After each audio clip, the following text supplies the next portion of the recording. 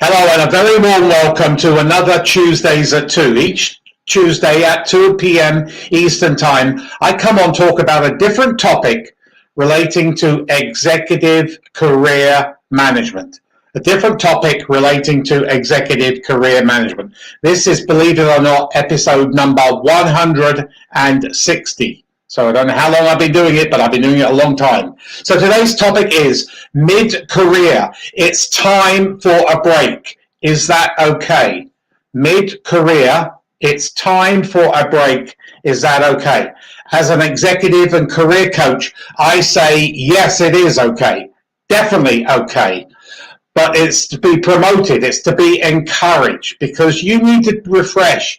You need to think about your career before and your career after a break. So yes, it's great to take maybe just 3 months off or even a year. We spend so much of our time at work that you need to take some time to have some relaxation, reintegrate with your family. Go on vacations and do all sorts of different things that perhaps you've wanted to do for many years. So we spend so much time in our jobs that you need to take this break. It's very, very important. Breaks are good. It's good for your health and wellness, and I promote health and wellness a lot.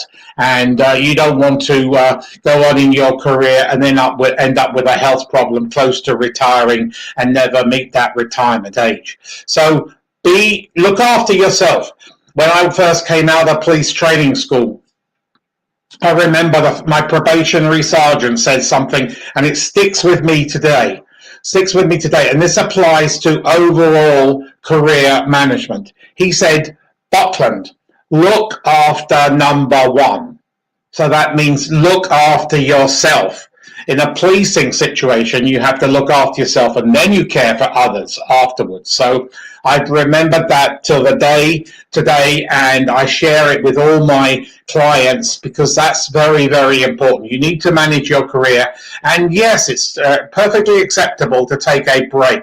Now, what should that be? How do you show that on your resume? How do you show that on your CV and your LinkedIn profile? You can show it as a personal sabbatical. You just took a break, and just explain what you did during that break. You may have just traveled or done something at home, a project at home that's been long in the waiting, the honey-do list, completing the honey-do list, or you may have taken an academic break. That's perfectly acceptable. To update your skills, upskill yourself. So you've gone to university or college to take a degree or a diploma or some other type of academic designation or your industry designation. You may have taken a travel break, in which case you outline on your resume, your CV and your LinkedIn where you went and did you learn anything about the culture, because as we become a smaller world, cultural awareness of different nationalities, ethnics, religions, races, whatever you want to call it, is very, very important.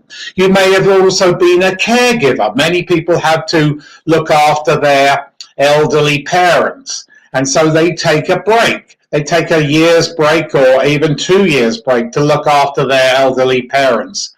And that's fine, or to look after a spouse who's going through health problems, or kids who's looking after with health problems. So that's perfectly acceptable. What about an estate trustee? Some of my clients, they've been involved as an estate trustee, and it's very complicated. There's multiple different angles, and they've been trying to sort that out, and they've had to treat that as a full-time job.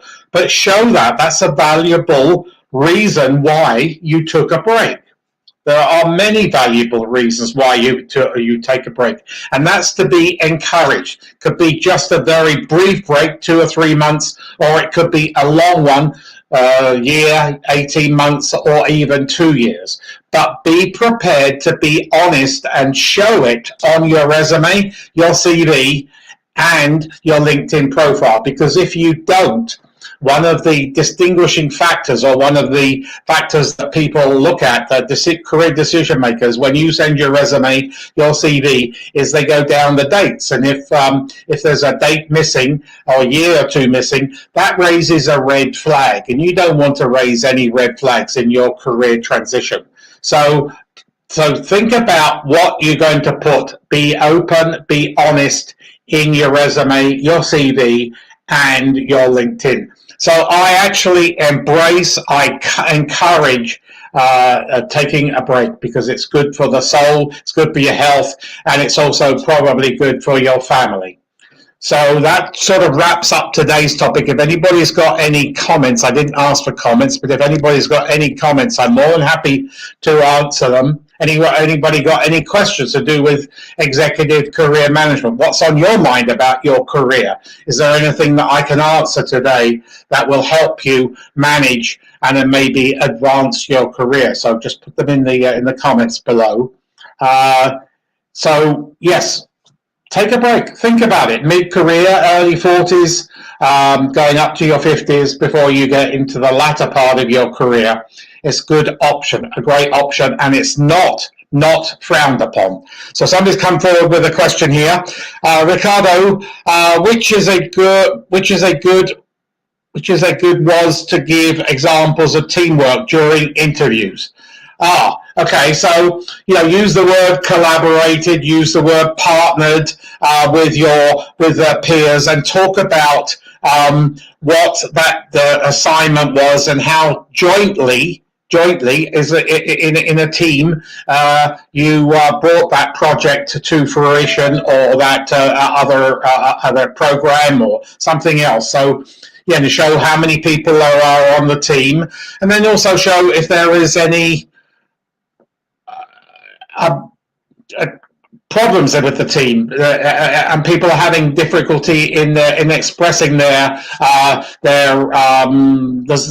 one, maybe an orphan child in the team. So you could talk about that if there is. I mean, it's perfectly acceptable to have somebody who disagrees with you or doesn't get on with the team, but that's also a good story to tell in your resume, because if you've alleviated that, you calmed it down, that's a great story to tell in your case, because you're in Europe, a CV. So anybody got any other questions? I'm more than happy to answer any other questions. But you do need to manage your career. It's very, very important to manage your career from today onwards. If you're not managing your career, take this step today. You've listened to me, and now take it on board. That from today onwards, you are going to manage your career. Because those people who do manage their careers, they can retire earlier, they earn more money, and they get promoted faster. So there's three good reasons why you should manage your career. And then if you are terminated, you are in career transition for a lesser period. So thanks for listening today. If anybody's got one more question, I'm more than happy to answer. It doesn't have to be related to today's topic. Let me look what we're talking about next week. We're talking about are cover letters used today? Are cover letters used today? So those of you listening today, spread the news. Every Tuesday I come on talk about something that's pertinent to you if you are sensibly managing your career. You need to embrace career management from today forward. So thanks for listening today. Have a great week and manage your career. What are you going to do to manage your career this week and next week and to the end of your career?